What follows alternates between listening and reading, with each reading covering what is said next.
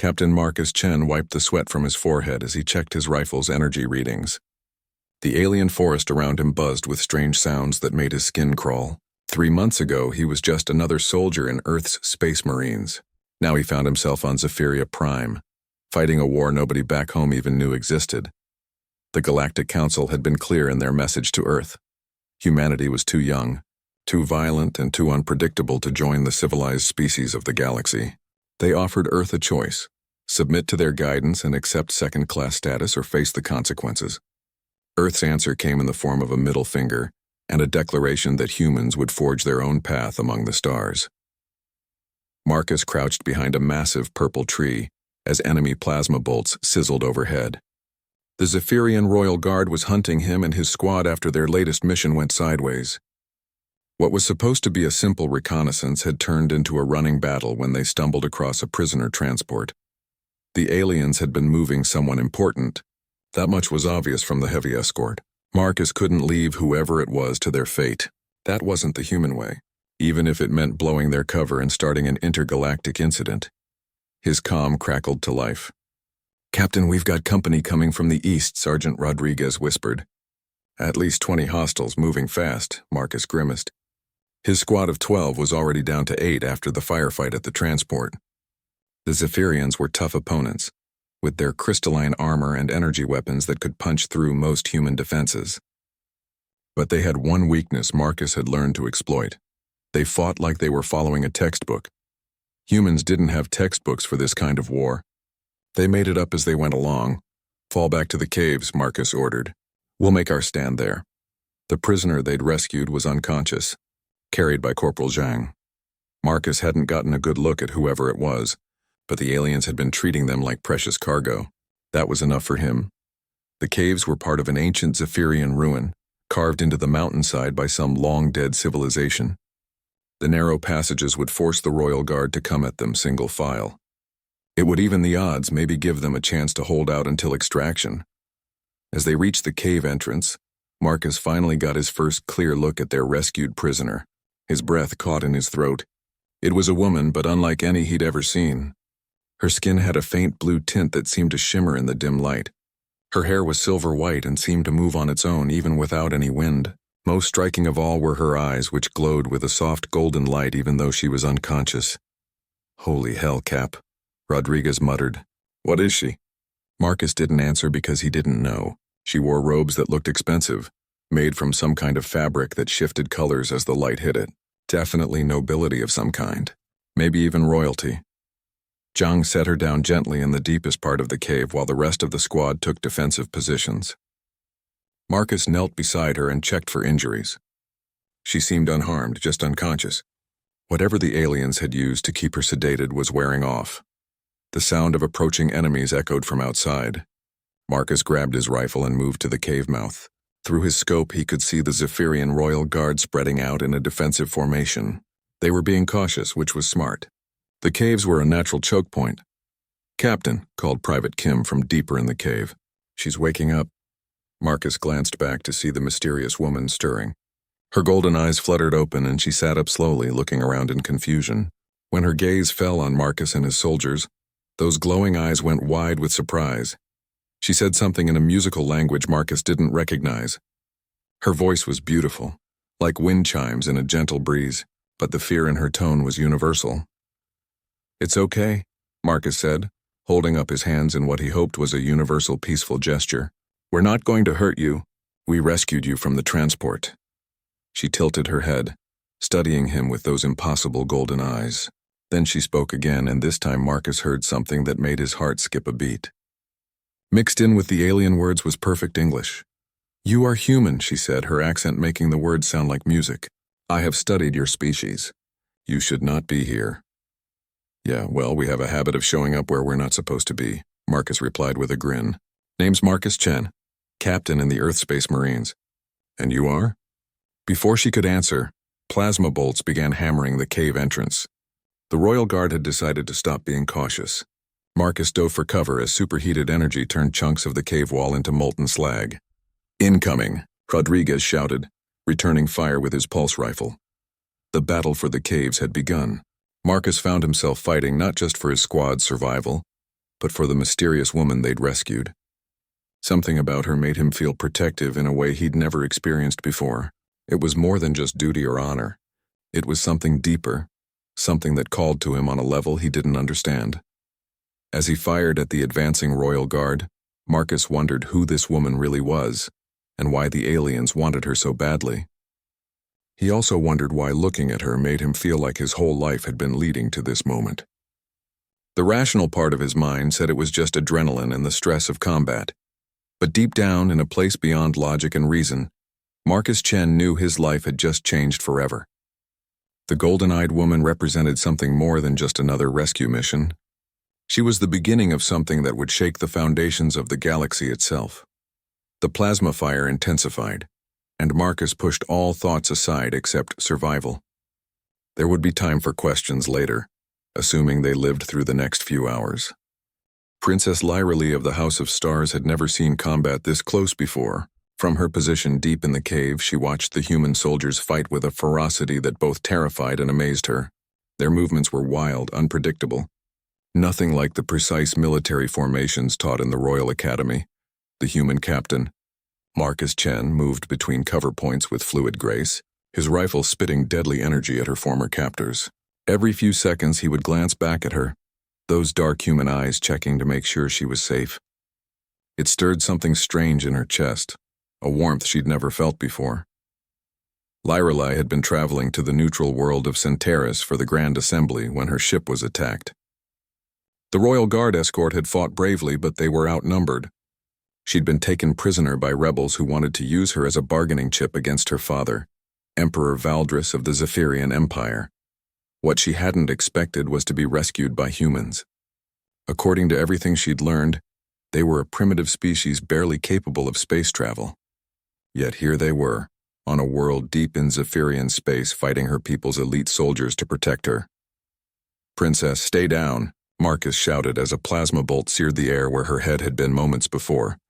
She ducked lower, her mind racing. How did he know she was a princess? She hadn't told him yet, unless the translation matrix in her neural implant was working both ways. He might be hearing her thoughts in his language just as she was understanding his. The thought both thrilled and terrified her. Mental bonding was something that happened between Zephyrians who were destined to be life partners. But Marcus was human. It shouldn't be possible. A Zephyrian soldier appeared at the cave mouth, his crystalline armor gleaming. Before Lyralee could cry out a warning, Marcus spun and fired in one smooth motion. The soldier's armor cracked and he fell backward, his weapon clattering on the stone. "Nice shot, Cap," the one called Rodriguez yelled.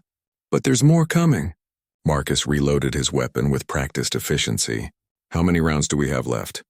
"Not enough," came the grim reply from Sergeant Kim. "Maybe 20 minutes if we're lucky." Lyralee watched the humans check their equipment with the calm professionalism of veteran warriors. They knew they were probably going to die, but none of them seemed afraid. If anything, they appeared more determined than ever. She made a decision that would have shocked her tutors back on Zephyria Prime. Rising to her feet, she walked toward the cave mouth despite Marcus's protests. "Princess, what are you doing?" he called out, reaching for her arm. The moment his fingers touched her skin, the world exploded into light. Both of them gasped as visions flashed through their minds. Lyralee saw Earth's blue oceans and green forests. She felt the weight of human history, the struggles and triumphs of a species that refused to give up no matter how impossible the odds. Marcus saw Zephyria's crystal cities floating among the clouds. He experienced the loneliness of a princess who had never been allowed to choose her own path. He felt her desperate wish to find someone who would see her as more than just a political tool. The connection lasted only seconds, but it changed everything. When their eyes met again, both knew with absolute certainty that their lives were now bound together in ways that transcended species and politics. "The song of destined hearts," Lyralee whispered in amazement. "But you're human. This shouldn't be possible." "What's the song of destined hearts?" Marcus asked, his voice rough with emotion. "Among my people, it's believed that every soul has a perfect match somewhere in the universe. When two destined hearts meet, they share visions of each other's lives. It's supposed to be a myth." Marcus stared at her, processing this information while plasma fire continued to rain down around them. "Well, I've never been one to believe in fairy tales, but I can't argue with what just happened." Another wave of Royal Guard soldiers appeared outside the cave. These ones wore different armor, sleeker and more advanced. Elite units, Lyrelay realized with growing dread. "Marcus," she said urgently, "those are Death Guard, the Emperor's personal executioners. They won't stop until everyone in this cave is dead." "Then we'll just have to make sure that doesn't happen," Marcus replied grimly. He turned to his squad. "All right, boys, looks like we're dealing with the varsity team now. Standard human tactics apply." "What are standard human tactics?" Rodriguez asked with a grin. "When in doubt, improvise," Marcus answered. "And when that fails, improvise harder." Lyrelay found herself smiling despite their desperate situation. These humans were unlike any species she'd ever encountered. They faced impossible odds with humor and determination. No wonder the Galactic Council feared them. The Death Guard began their assault with coordinated precision. Their weapons were more powerful, their armor stronger. But they moved with the same predictable patterns as regular troops. Marcus and his squad used that against them, appearing where they weren't expected, striking from angles that conventional tactics said were impossible. Watching Marcus fight, Lyrelay began to understand why the human species had survived and thrived despite their relatively primitive technology. They didn't just adapt to challenges, they transformed them into opportunities. Every disadvantage became a potential weapon in their hands. The battle raged for what felt like hours, but was probably only minutes. Lyrelay used her knowledge of Zephyrian tactics to guide the humans, calling out warnings and suggestions. Marcus listened to her advice without question, treating her as an equal partner rather than a helpless prisoner to be protected. As the fighting intensified, the strange connection between them grew stronger. Lyrelay found she could sense Marcus's intentions before he acted. In return, he seemed to anticipate her warnings before she spoke them. They were becoming a team in ways that defied explanation. The Death Guard pressed their attack, but the humans refused to break. Every fallen soldier seemed to make the survivors fight harder rather than weaker. It was as if the concept of surrender simply didn't exist in the human vocabulary. Lyrelay realized she was witnessing something remarkable. These weren't just warriors. They were the embodiment of an entire species' refusal to accept defeat. No wonder the Galactic Council wanted humanity controlled or destroyed. A race that never gave up was dangerous to the established order. As plasma bolts lit up the cave like deadly lightning, Princess Lyrelay of the House of Stars found herself falling in love with both a human captain and the incredible species he represented. The Song of Destined Hearts had brought them together, but it would take all of humanity's stubborn courage to keep them alive. The cave shook as another Death Guard plasma cannon found its mark against the ancient stone walls. Marcus wiped blood from a cut on his forehead, the result of flying rock fragments. His squad was down to 6 soldiers now, and their ammunition was running dangerously low. But something had changed in the last few minutes. The connection he felt with Princess Lyrelay was growing stronger, and with it came abilities he couldn't explain. He could sense the enemy soldiers' positions even when they were hidden behind cover. More importantly, he could feel their fear. The Death Guard weren't used to facing opponents who fought back with such unpredictable ferocity. Zephyrian military doctrine emphasized overwhelming force and precision strikes. They expected enemies to either surrender quickly or fight in predictable patterns that could be countered with established tactics. Humans did neither. "Captain," Corporal Zhang called out, his voice tight with pain. A plasma burn had seared through his armor, leaving his left arm useless. "I've got movement on the Eastern Passage. They're trying to flank us." Marcus nodded, but his attention was divided. Through his impossible connection with Lyrelay, he could sense something else. Fear, yes, but also confusion and growing doubt among the Death Guard. They were beginning to question their orders. "Princess," he said quietly, moving to her side behind a fallen boulder. "Can you contact them? Talk to them?" Lyrelay's golden eyes widened. "You want me to negotiate with Death Guard?" "Marcus, they have orders to kill everyone in this cave, including me if necessary. My father's enemies would rather see me dead than use me against the Empire. But they're still Zephyrians, right? Still your people?" She hesitated. Through their bond, Marcus could feel her internal struggle. Royal protocol demanded she maintain her distance from common soldiers. But the human way of thinking was affecting her, making her question traditions she'd never challenged before. "Yes," she said finally, "they are still my people." Marcus made a decision that went against every military instinct he possessed. Rodriguez, cease fire. All units, hold your positions but don't shoot unless fired upon. Cap, have you lost your mind? Rodriguez shouted over the din of battle. Maybe, Marcus admitted, but I'm betting Princess Lyrelei can do something we can't. The sudden silence from the human positions seemed to confuse the Death Guard. Their plasma fire slackened, then stopped entirely. In the resulting quiet, Lyrelei stood up slowly, her hands visible and empty. Warriors of the Death Guard, she called out in her musical Zephyrian language. Marcus found he could understand every word through their connection. I am Princess Lyrelei, daughter of Emperor Valdris, heir to the throne of stars. I command you to lay down your weapons. A harsh voice responded from outside the cave. Princess or not, our orders come from high command. You are considered compromised by contact with the human plague. We have authority to terminate you if necessary. Lyrelei's face went pale, but her voice remained steady. Then you would commit regicide for the sake of politics? Is that what the Death Guard has become? Marcus could feel her emotions through their bond. Hurt, anger, and a deep sadness that her own people would consider killing her. He placed a hand on her shoulder, offering what comfort he could. The gesture didn't go unnoticed by the Death Guard. Their leader spoke again, his voice filled with disgust. You see? Already the human contamination spreads. You allow one of their warriors to touch you as if he were your equal. Something snapped inside Marcus. The protective instinct that had been growing since he first saw Lyrelei flared into white-hot anger. No one, human, alien, or otherwise, would speak to her that way while he drew breath. Hey, he shouted, stepping into view beside the princess. If you've got a problem with humans, let's talk about it face to face. Or are Zephyrian Death Guard too scared to fight fair? The challenge hung in the air like a thunderclap. Among warrior cultures, honor duels were sacred. Even Death Guard couldn't ignore such a direct challenge without losing face. Marcus, no, Lyrelei whispered urgently. Death Guard are enhanced warriors. They're faster and stronger than normal Zephyrians. You can't possibly win. Maybe not, Marcus admitted. But I've got something they don't.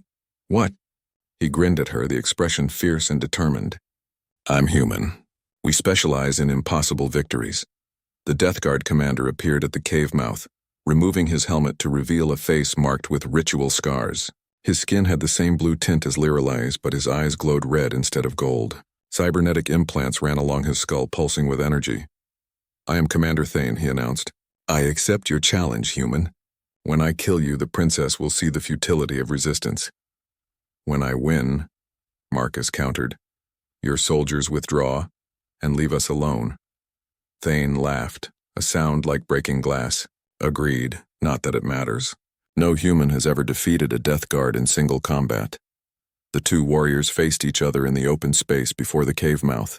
Thane drew a weapon Marcus had never seen before, a blade that seemed to be made of crystallized energy, humming with power. Marcus had only his combat knife and his sidearm. The odds were impossibly stacked against him, but Marcus had fought impossible odds before.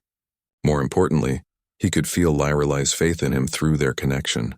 She believed he could win, and that belief gave him strength he didn't know he possessed. Thane moved first, his enhanced reflexes allowing him to cross the distance between them in a blur of motion.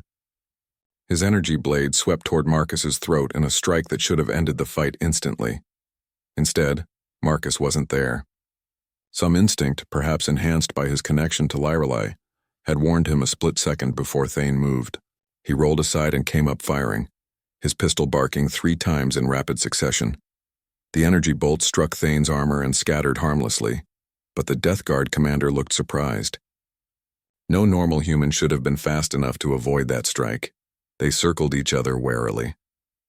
Thane had superior weapons and armor, but Marcus had something the alien warrior couldn't understand: unpredictability. Every move Marcus made seemed to come from nowhere, defying the tactical patterns Thane had been trained to counter. The fight became a deadly dance. Thane's energy blade carved through the air where Marcus had been moments before. Marcus's knife and pistol struck at weak points in the alien's armor, slowly wearing down his defenses. But the Death Guard commander was learning, adapting to Marcus's unconventional style. His strikes came closer each time, and Marcus could feel his own strength beginning to flag. Enhanced warrior or not, Thane had decades of combat experience. That's when Lyrelai did something that shocked everyone present. She began to sing. The melody was hauntingly beautiful, unlike anything Marcus had ever heard. But it was more than just music. Through their connection, he could feel the song's power flowing into him, strengthening his reflexes and sharpening his senses. Thane faltered, his blade wavering as the princess's song washed over the battlefield. The other Death Guard soldiers looked equally affected, their weapons lowering as they listened in amazement. "The battle song of binding," one of them whispered. "She sings the battle song for a human warrior." Marcus didn't understand the significance, but he felt the power of Lyrelai's song flowing through him like liquid fire. When Thane attacked again, Marcus was ready.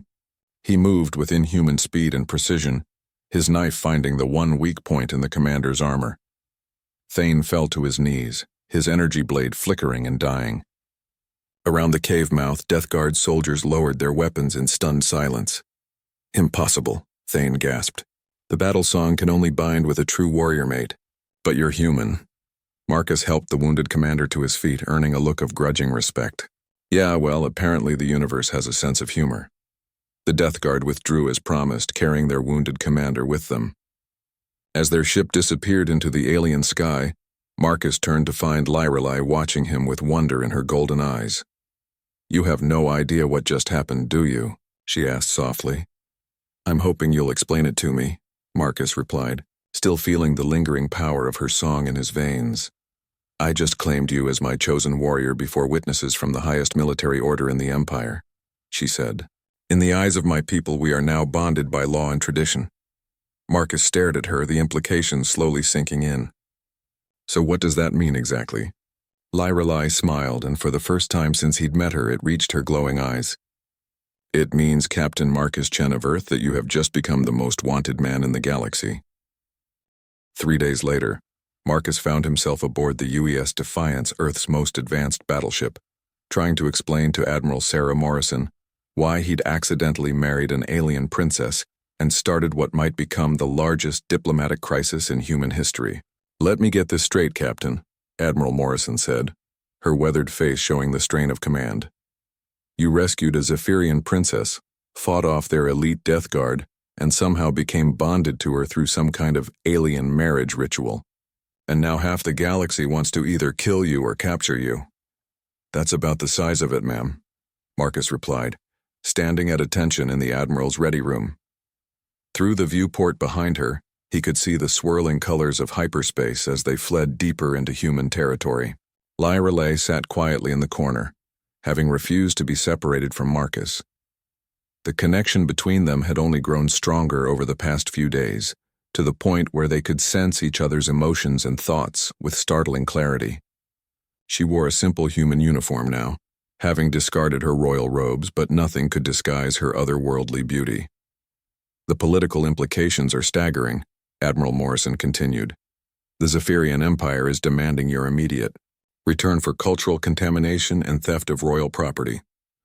The Galactic Council has declared you both outlaws, and Emperor Valdris has apparently placed the largest bounty in galactic history on your head." "What about Lyrelai?" Marcus asked. "What do they want with her?" The princess spoke for the first time since entering the room. "My father wants me returned so I can be properly cleansed of human influence. The process would likely destroy our connection and possibly kill me. The Council wants me as a hostage to force humanity's surrender. Neither option is acceptable." Admiral Morrison leaned back in her chair, studying them both. "There's something else you should know. Our intelligence network has intercepted communications suggesting this whole situation was orchestrated." Marcus felt Lyrelai's shock through their bond. "What do you mean, orchestrated?" "The attack on the princess's ship, your squad being in the right place at the right time, even the specific Death Guard unit that was sent after you. It all fits together too neatly. Someone wanted you two to meet." "But who would do such a thing?" Lyrelai asked, her voice troubled. "And why?" Before Admiral Morrison could answer, the ship's intercom crackled to life. "Admiral, to the bridge immediately. We have multiple contacts dropping out of hyperspace." The three of them rushed to the bridge where Captain Rodriguez was coordinating the ship's defenses. Through the main view screen, Marcus could see a massive Zephyrian fleet materializing around them, at least 30 ships, including several of the Empire's feared dreadnoughts. "How did they find us?" Admiral Morrison demanded. "Unknown, ma'am," Rodriguez replied. "They appeared right on top of us. It's like they knew exactly where we'd be." A new voice cut through the bridge chatter, speaking in perfect English with a refined Zephyrian accent. "UES Defiance. This is Admiral Kithra of the Imperial Fleet. You will surrender the contaminated princess and the human criminal immediately, or we will take them by force." Lyrelai gasped, her face going pale. "Kithra. She's my aunt, my father's sister. But she's supposed to be on the far rim fighting the void incursions." "Someone who knows your family well enough to predict where you'd run," Admiral Morrison observed grimly. "Captain Chen, it looks like you and the princess have been pawns in someone else's game."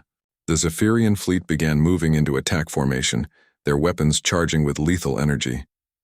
The Defiance was a powerful ship, but against those odds, the outcome was inevitable. "Admiral Morrison," Marcus said, his mind racing. "I have an idea, but you're not going to like it. At this point, Captain, I'm open to suggestions. Let me talk to Admiral Kithra. If this whole thing was set up, maybe she's willing to negotiate."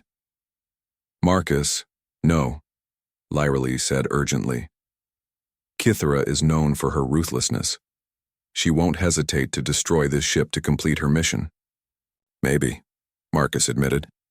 "But through our connection, I can feel there's more going on here than simple politics. Someone is pulling strings behind the scenes, and I think your aunt might be as much a puppet as we are."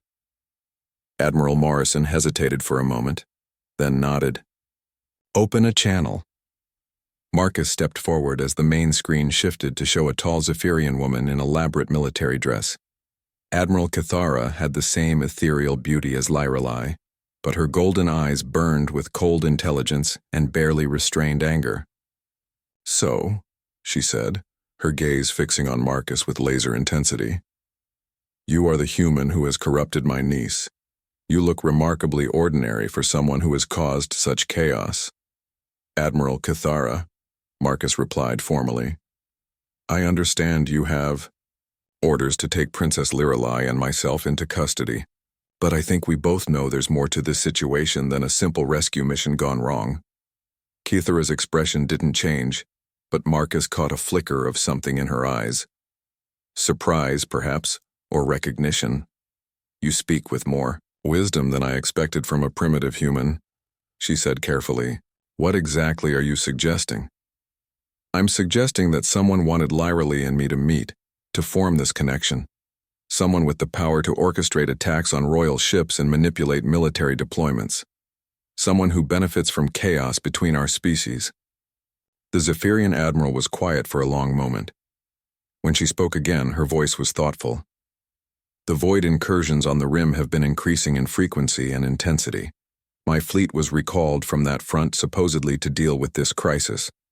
But the timing is convenient for our enemies." Lyrelai stepped into view of the screen, her presence causing a visible reaction in her aunt. "Aunt Kithara, please listen to him. The connection Marcus and I share, it's real. It's not contamination or corruption. It's something deeper, something that might be important for reasons we don't understand yet." "Lyrelai," Kithara said softly, and for a moment her mask of military authority slipped, revealing genuine affection. "Child, you have no idea what forces are at work here. The Council of Shadows has been planning this for months." The name sent a chill through the bridge crew. The Council of Shadows was a rumored organization of powerful beings from various species who supposedly manipulated galactic politics from behind the scenes. Most intelligence agencies considered them a myth. "They wanted you bonded to a human," Kithara continued. "A strong one. A warrior who could survive long enough for the connection to fully manifest. They believe your combined abilities might be the key to stopping the void incursions permanently." Marcus felt pieces of a vast puzzle clicking into place. The attacks on Lyrelai's ship, my squad being deployed to that exact location, even the Death Guard being sent after us. It was all designed to force us together under maximum stress to accelerate the bonding process. "But why?" Admiral Morrison asked. "What's so special about their connection?" Admiral Cathera's image flickered as her ship's communications were apparently jammed by an outside source. In the static-filled transmission, her final words came through clearly. Because together, they might be the only ones who can save us all from what's coming. The screen went black, leaving the bridge in stunned silence. Outside, the Zephyrian fleet was breaking formation, their ships accelerating away from the Defiance at maximum speed. "Admiral," the sensor operator called out urgently. "I'm reading." Massive energy signatures approaching from outside the system. Whatever's coming, it's big. Marcus felt Lyrelai's hand slip into his as they faced the unknown together. Whatever forces had manipulated them into this situation, whatever was lurking in the void between stars, they would face it as one. The human and the princess, bound by destiny and strengthened by love, standing against the darkness that threatened all life in the galaxy. The real war was just beginning. The things that emerged from the void between stars defied description. Marcus watched in horrified fascination as creatures of living shadow and crystallized nightmare tore through space itself, their forms shifting and writhing in ways that hurt to look at directly. "Void spawn," Lyrelai whispered, her face pale with ancient fear. "I thought they were legends, stories told to frighten children.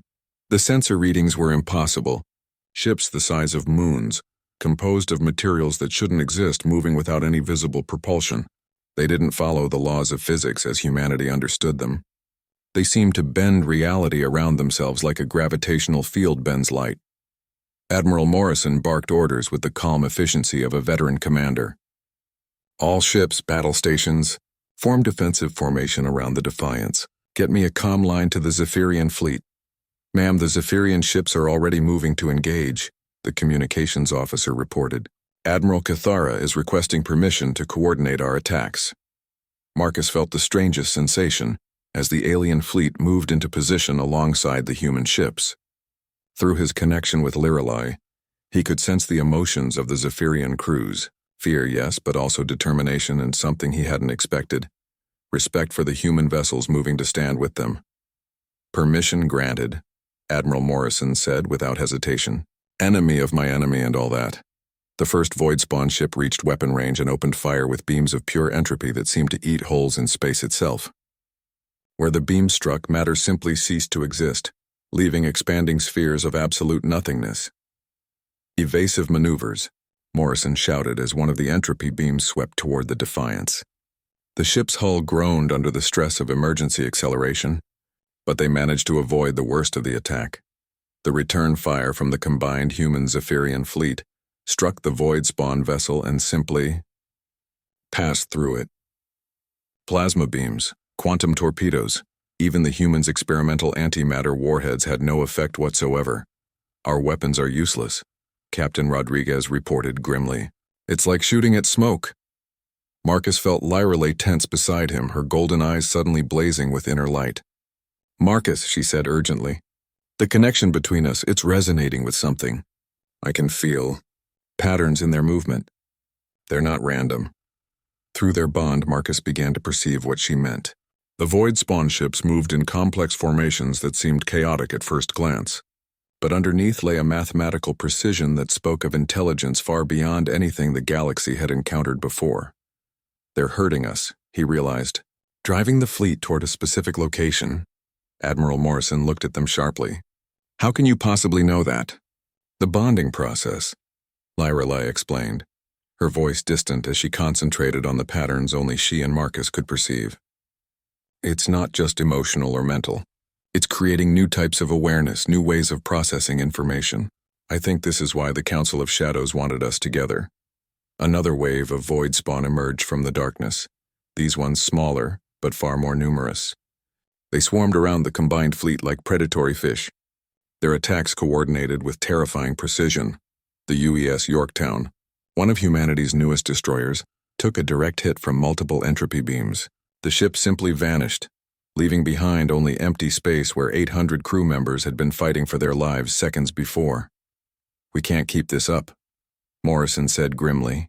"We need a new strategy." Marcus made a decision that went against every tactical manual ever written. "Admiral, request permission to take a fighter and get closer to the enemy." "Captain, that's suicide," Rodriguez protested. "You saw what happened to the Yorktown." "Not if Lyrelei comes with me," Marcus insisted. "Together we can perceive patterns the sensors can't detect. Maybe find a weakness."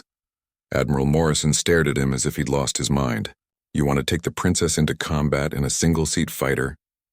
"Two-seat training variant," Marcus corrected. "And she's not just a princess anymore. She's my partner in whatever this connection is supposed to accomplish." Lyrelei stood up, her decision made. "He's right. I can feel something calling to us from out there. Something important."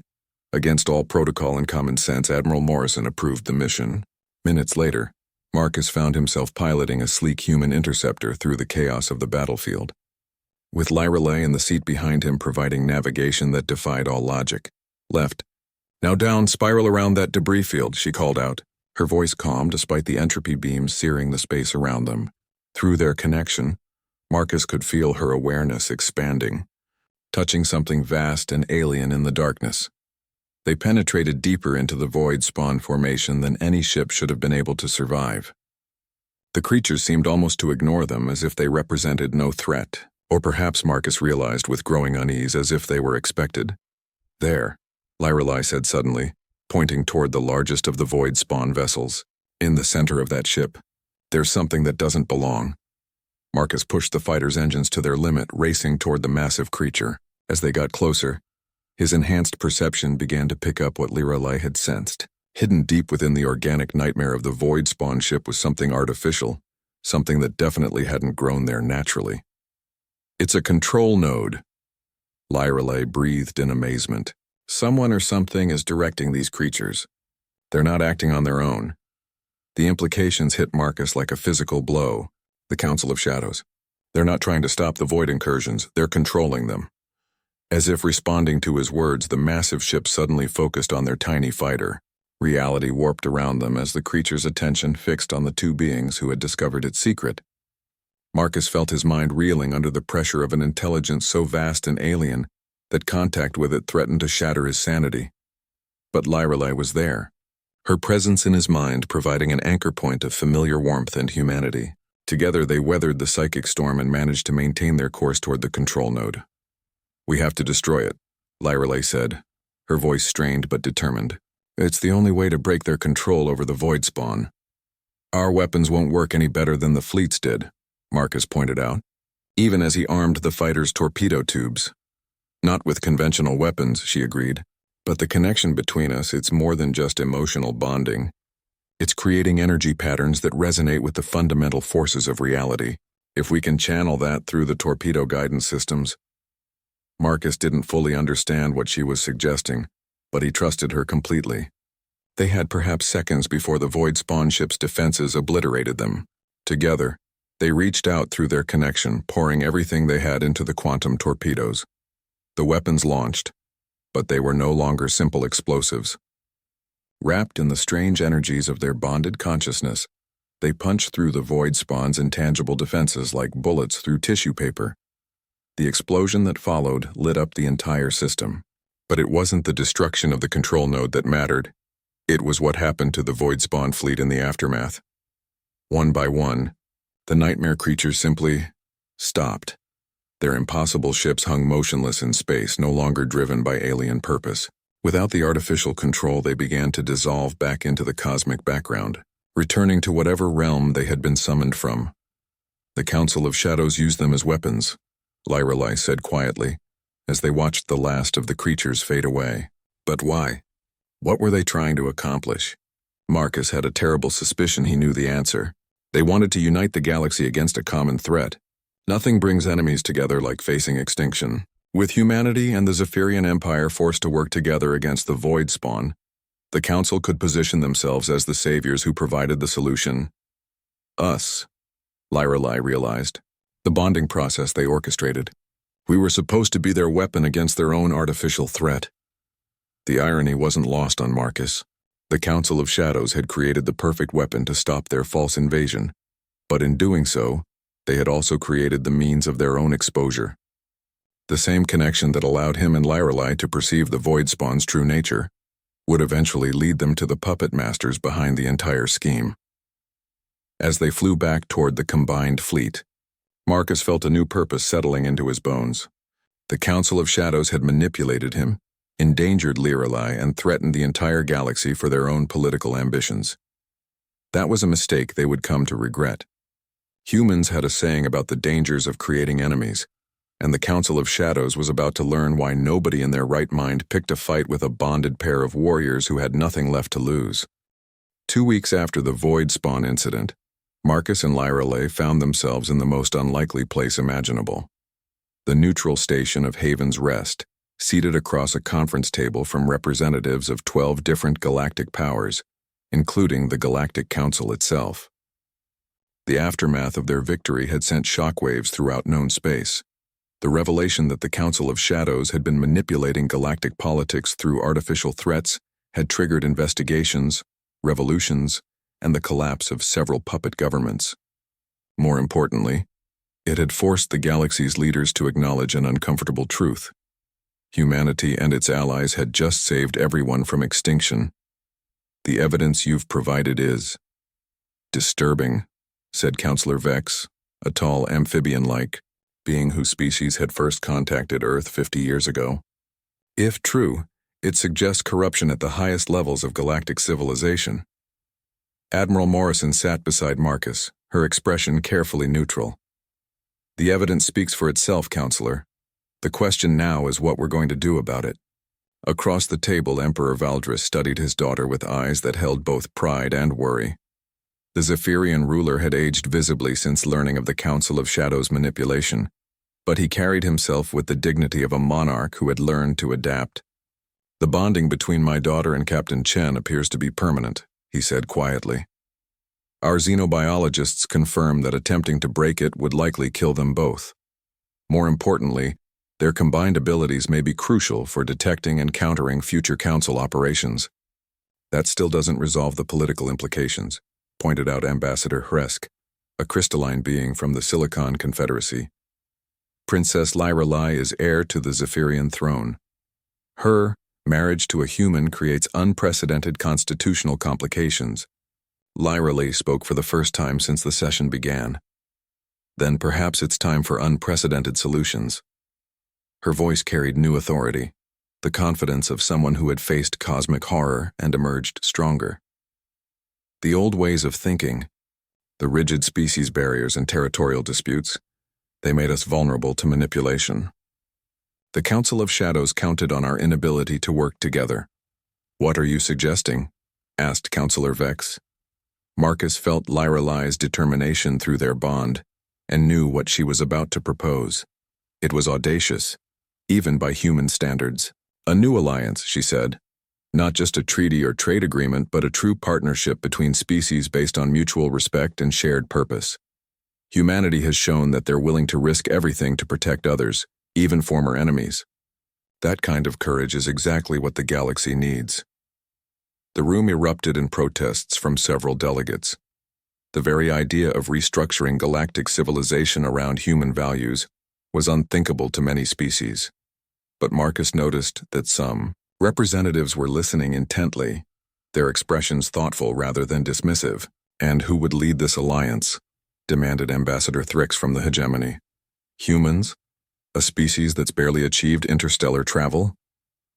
Together, Marcus said, speaking for the first time. Humans and Zephyrians, with input from any species willing to contribute. The bonding between Lorelei and me isn't just personal. It's proof that different species can overcome their differences and become stronger together. Emperor Valdris leaned forward. Captain Chen raises an interesting point. The connection between him and my daughter has created new abilities that neither species possessed alone. Perhaps that's a model we should consider expanding. You're talking about interspecies bonding programs, Admiral Morrison said, her tone carefully neutral.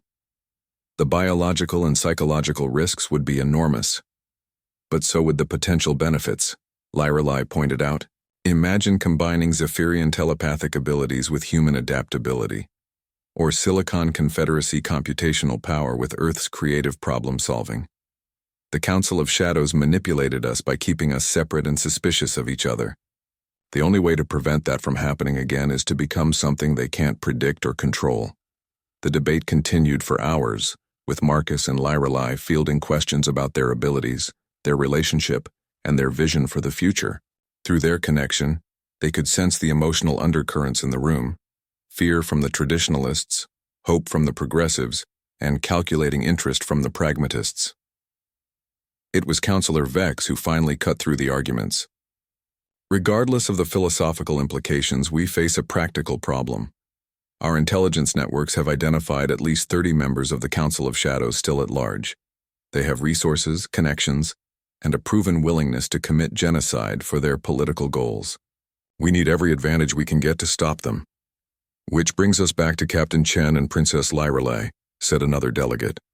Their abilities proved decisive against the Void Spawn. We would be foolish not to utilize them. Marcus exchanged a look with Lyrelei, feeling her mixed emotions through their bond. They had hoped for peace after the crisis, a chance to explore their connection without the weight of galactic politics pressing down on them. But duty called, and neither of them could ignore it. We'll help, Marcus said finally. But on our terms. No more manipulation, no more secrets. If we're going to hunt down the Council of Shadows, we do it as equal partners, not as weapons to be aimed and fired.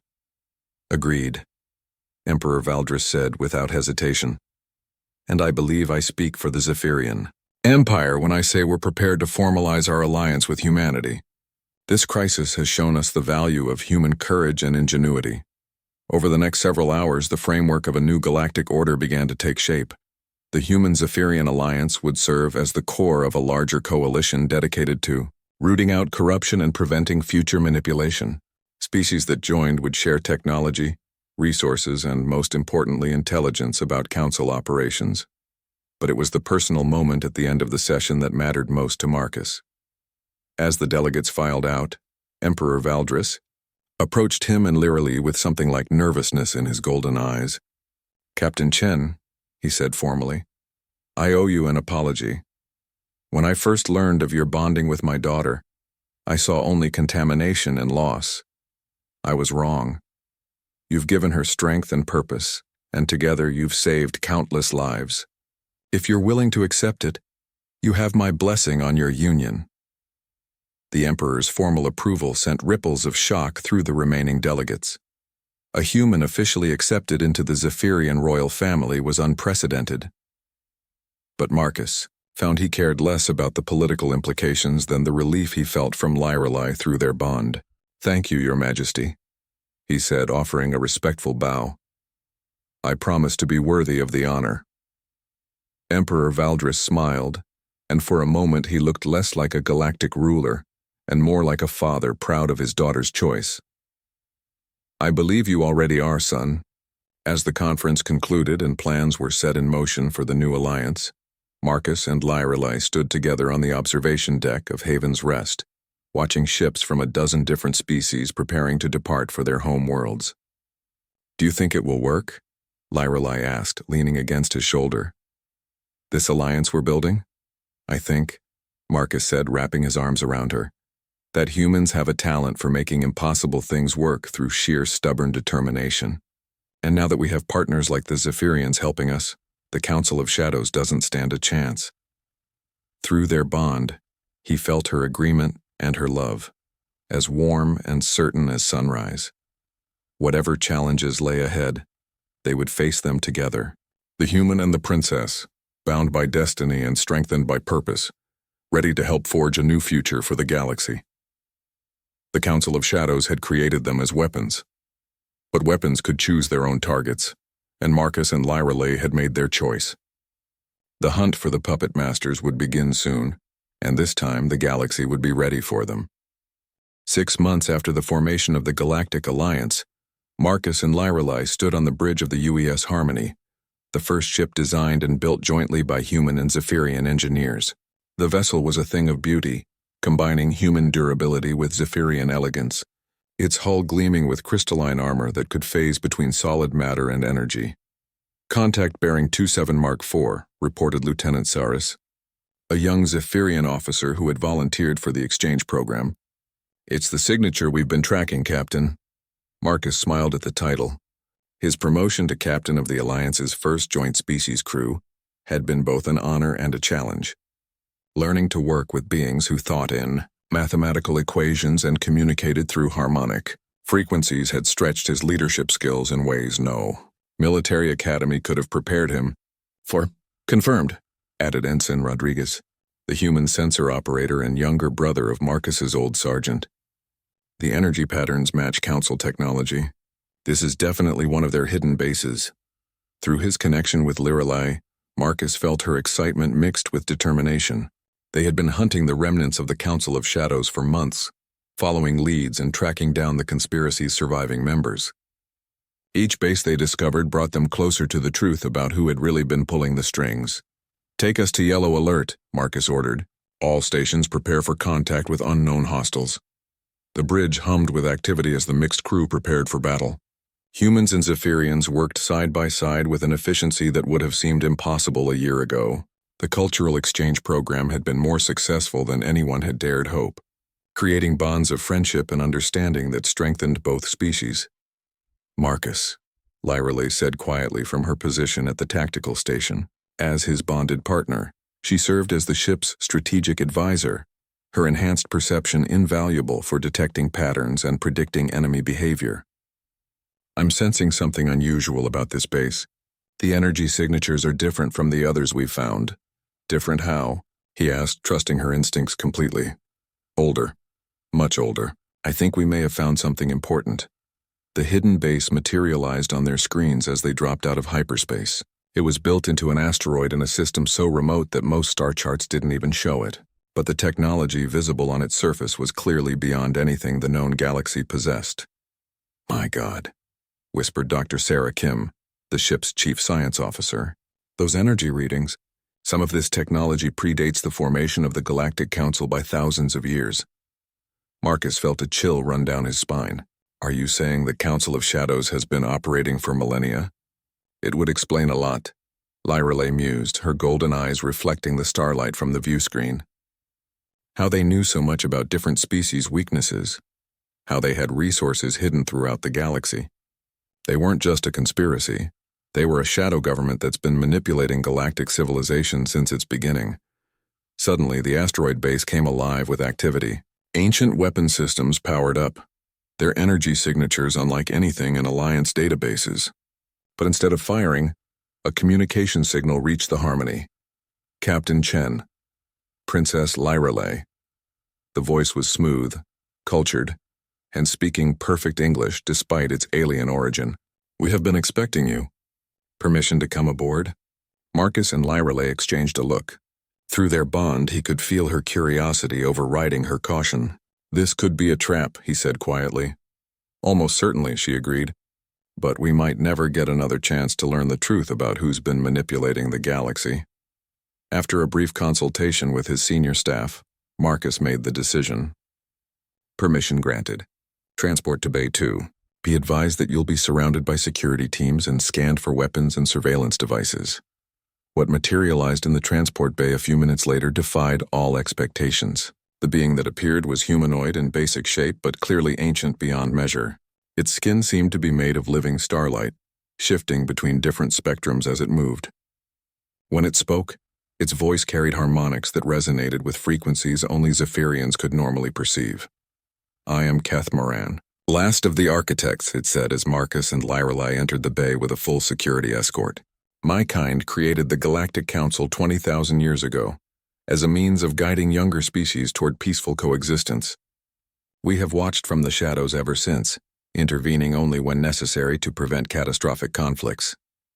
"The Council of Shadows," Lirelai breathed. "You're the original Council of Shadows." Moran inclined its head gracefully. "A crude name, but accurate enough. We became shadows of our former selves, working through intermediates and manipulations rather than direct guidance. It was necessary to prevent the younger races from becoming dependent on us, rather than developing their own wisdom." Marcus felt anger building in his chest. "Necessary? You manipulated entire civilizations, caused wars, created artificial threats. How many billions died because of your guidance? Far fewer than would have perished without it," Moran replied sadly. "You see only the immediate suffering, Captain Chen. We see the vast tapestry of galactic history. The Zephyrian-Terran War that claimed 12 billion lives 3,000 years ago was prevented by our intervention. The void incursions you recently faced were originally a natural phenomenon that would have consumed half the galaxy if we had not found a way to control and redirect them. But why involve us specifically? Lyra Lee asked. Why orchestrate our meeting and bonding? Keth Moran's form shifted to a warmer spectrum, almost like a smile. Because your species, Princess, possess the most advanced telepathic abilities in the current galactic community. And yours, Captain, represent the most adaptable and resilient minds we have encountered in 50 millennia. Together, you have created something new, a hybrid consciousness that can perceive and interact with forces beyond normal understanding. You made us into weapons, Marcus said flatly. We made you into bridges, Keth Moran corrected. The galaxy is about to face a challenge that will require cooperation on a scale never before achieved. The void between galaxies is not empty, Captain. There are things out there that make the void spawn look like children's toys. They are coming, drawn by the increasing energy output of galactic civilization. When they arrive, only united species working in perfect harmony will have any hope of survival. The implications hit Marcus like a physical blow. Everything they had been through, every manipulation and crisis had been preparation for something even worse. How long do we have? Lorelei asked, her voice steady despite the fear Marcus could feel through their bond. Perhaps 50 years, perhaps less. The energy signatures from your recent technological advances have accelerated their approach. Keth Moran's form darkened with what might have been regret, which is why we need you to succeed where we have failed. The alliance you're building, the bonds between species you're forging, they represent the galaxy's best hope for survival. And if we refuse? Marcus asked. If we decide we're tired of being manipulated? Then the galaxy dies, Keth Moran said simply. We architects have reached the end of our ability to guide events from the shadows. Our time is over. What happens next is up to the younger races. Up to you. Marcus felt the weight of destiny settling on his shoulders like a physical burden. Through his connection with Lorelei, he could sense her resolve strengthening to match his own. They had been manipulated, used, and put through unimaginable trials, but they had also found love, purpose, and the strength to protect those who couldn't protect themselves. What do you need from us? He asked finally. Continue what you're doing, Keth Moran replied. Build the alliance. Strengthen the bonds between species. Prepare them for what's coming. And most importantly, have children. Children? Lorelei asked, startled. Your hybrid consciousness is not just a product of bonding rituals and telepathic connection. It's genetic. Your offspring will possess abilities that surpass both parent species. They will be natural bridges between different forms of consciousness, able to unite minds across species barriers in ways that have never been possible before. Marcus and Lorelei looked at each other, a lifetime of unspoken communication passing between them in seconds. The idea of children had been discussed, but always as a personal choice, not a galactic necessity. We'll need time to consider this, Marcus said. Of course, Keth Moran agreed. But remember that time is not unlimited. The enemy approaches and the galaxy must be ready. As the ancient being prepared to depart, it paused and looked directly at Marcus. Your species has a saying, Captain. When the going gets tough, the tough get going. The galaxy is about to get very tough indeed. We're counting on humanity to live up to its reputation. Keth Moran dissolved into motes of light and disappeared, leaving Marcus and Lorelei alone with the weight of saving the galaxy. Well, Marcus said after a long moment, I guess we'd better get started. Lorelei smiled and took his hand. Together? Always together, he confirmed. As the Harmony set course for Alliance headquarters, Marcus reflected on how much his life had changed since that day in the caves of Zephyria Prime. He had been a simple soldier then, fighting a war he barely understood. Now he was a bridge between species, a husband to an alien princess and apparently the father of the galaxy's future saviors. It wasn't the life he had planned, but it was the life he had chosen. And with Lorelei at his side, and the strength of the alliance behind them, Marcus Chen was ready to face whatever the universe could throw at them. After all, he was human. Impossible odds were just another day at the office.